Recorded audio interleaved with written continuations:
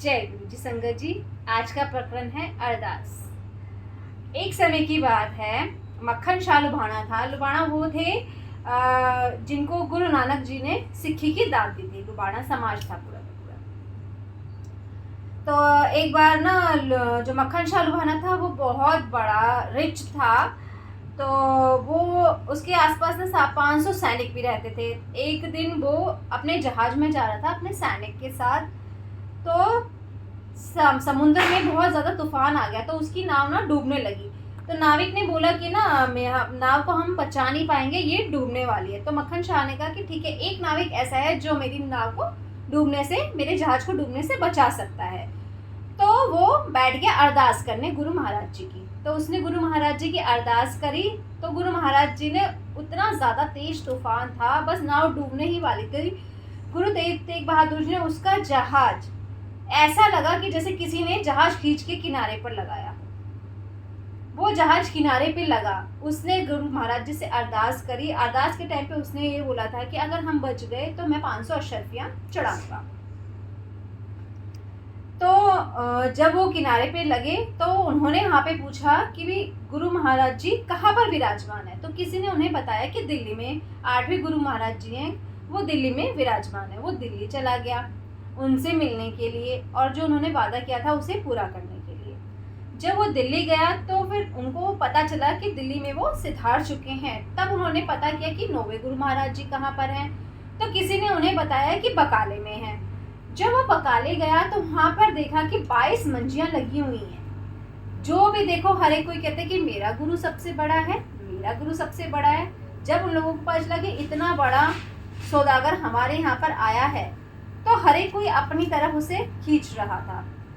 तो उसने ये सोचा कि मैं 5-5 मोहरे हर एक गुरु के पास चढ़ाता हूँ। जो सच्चा गुरु होगा वो अपना हिस्सा खुद से मांग लेगा।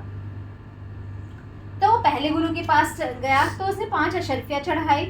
उन्होंने कुछ भी नहीं किया। चलो ठीक है, ऐसे करते करते 22 गुरुओं के पास चला गया, लेकिन किसी ने भी अपना हिस्सा नहीं मांगा और वह उदास होके बैठ गया। फिर उसने गुरु महाराज जी को अरदास की कि महाराज जी, मैं आपको पहचानता नहीं, आप मुझे अपने पास खुद बुलाइए।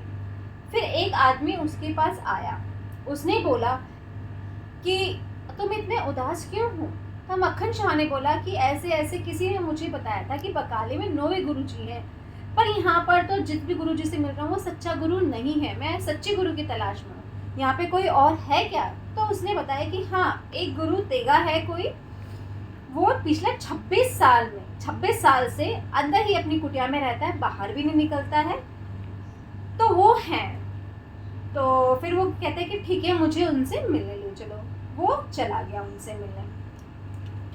जब वो वहाँ पर गया तो उसने क्या किया, उनके जो अंदर गुरु तेग बहादुर जी थे, जिनको पहले तेगा तेगा कहते थे, तो गुरु तेग बहादुर जी ने अपनी माता से पूछा कि माता, इतना शोर किस चीज़ का मच रहा है। तो माता ने कहा कि एक मक्खन शाह लुबाना है जो आपसे मिलने के लिए आया है, अपने 500 सैनिक लेकर आपके दर्शनों के लिए आया है। तो तेग बहादुर जी ने कहा था कि उन्हें मैं दर्शन नहीं दूंगा, उनको दर्शनों के लिए मना कर दो। जब माता ने उन्हें मक्खन शाह जी को बोला कि गुरु तेग बहादुर जी आपको दर्शन नहीं देना चाहते, तो उन्होंने पूछा कि क्यों। कहते हैं कि जब गुरु से मिलने आते हैं तो निम्रता के साथ आते हैं। आप पूरे बैंड बाजे के साथ अपने 500 सैनिक लेके आए हो, आप अपने शानो शौकत दिखाकर आए हो, इसलिए गुरु महाराज जी आपको दर्शन नहीं दें। तो मक्खन शाह ने सभी सैनिकों को अपने घर भेज दिया। फिर निम्रता से गुरु तेग बहादुर जी के दर्शनों की अरदास की तो माता ने उनको दर्शन करवाए। जब गुरु तेग बहादुर जी ने उनको दर्शन दिए तो उन्होंने, मक्खन शाह ने फिर से वो 5 मोहरे निकाले, उनके आगे रख दिए। तो तेग बहादुर जी ने कहा था, मक्खन शाह, तूने वादा 500 मोहरे का किया था, 5 मोहरे नहीं चाहिए मुझे तेरी। तो वो खुश हुआ और उसने कहा कि यही सच्चा गुरु है। फिर उसे ये लगा कि हाँ, मैंने 500 अशर्फिया का वादा किया था।